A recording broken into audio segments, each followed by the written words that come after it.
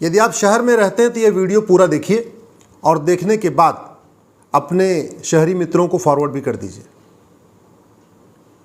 किस तरीके से शहर में एक ऑर्गेनाइज्ड लूट हो रही है, ऑर्गेनाइज्ड करप्शन हो रहा है, उसका मैं आपको एग्जांपल देता हूं।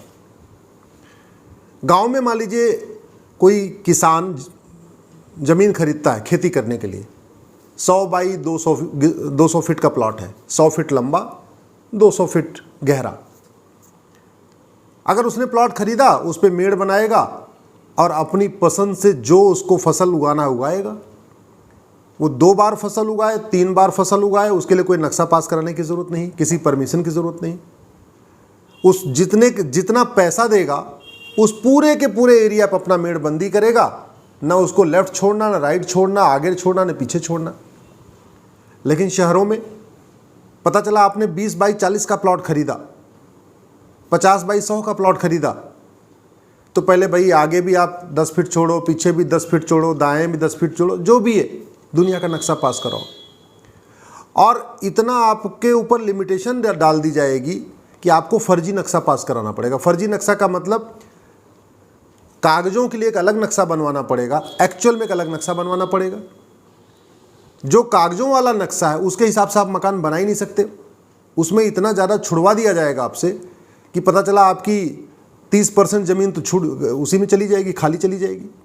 फिर आप क्या करेंगे? मजबूरी में नक्शा दूसरा पास होगा और एक्चुअल में आप दूसरा बनवाएंगे। जब एक्चुअल में दूसरा बनवाएंगे तो चाहे वो एडीए हो, चाहे जेडीए हो, चाहे हुड्डा हो, चाहे म्हाडा हो, जहाँ जहाँ अलग अलग अथॉरिटी है, उसका कर्मचारी आएगा और कहेगा जी आपने नक्शा तो गलत, आपने जो नक्शा पास कराया है उसके आप ज़्यादा बना रहे हो।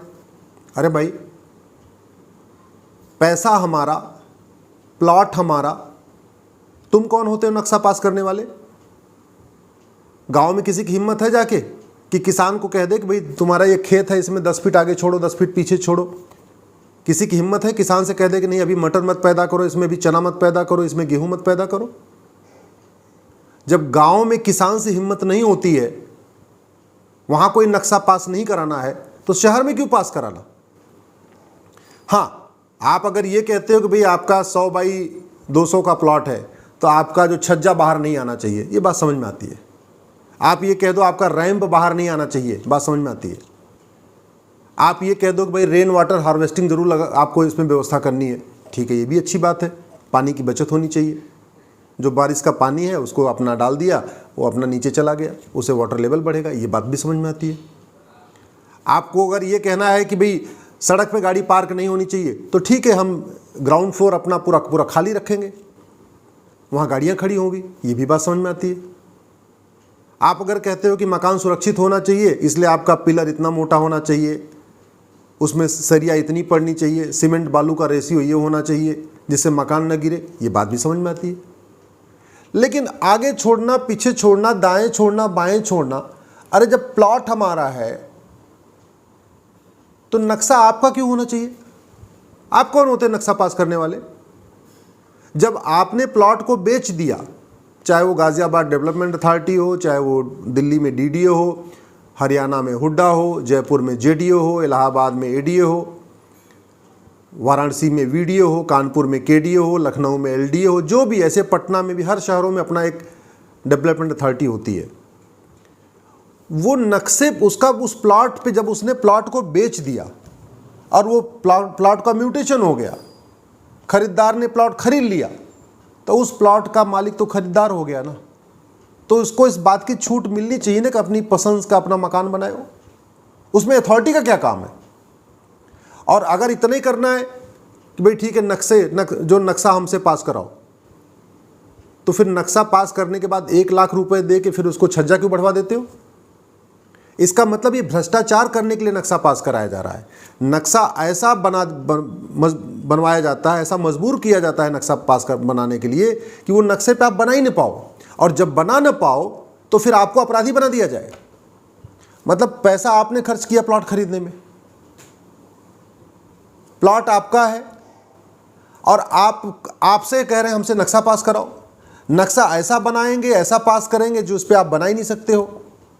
और जब बना नहीं सकते हो और आप थोड़ा मान लीजिए छत थोड़ी सी आगे बढ़ाई तो बोलेंगे जी आपने छत आगे बढ़ा दिया, एक काम करो 1 लाख रुपए दो, 2 लाख रुपए दो। इसलिए कह रहा हूँ ये ऑर्गेनाइज लूट हो रही है। मैं प्रधानमंत्री जी से निवेदन करता हूँ, मुख्यमंत्री से भी निवेदन करता हूँ, इस ऑर्गेनाइज क्राइम को लूट बंद करिए।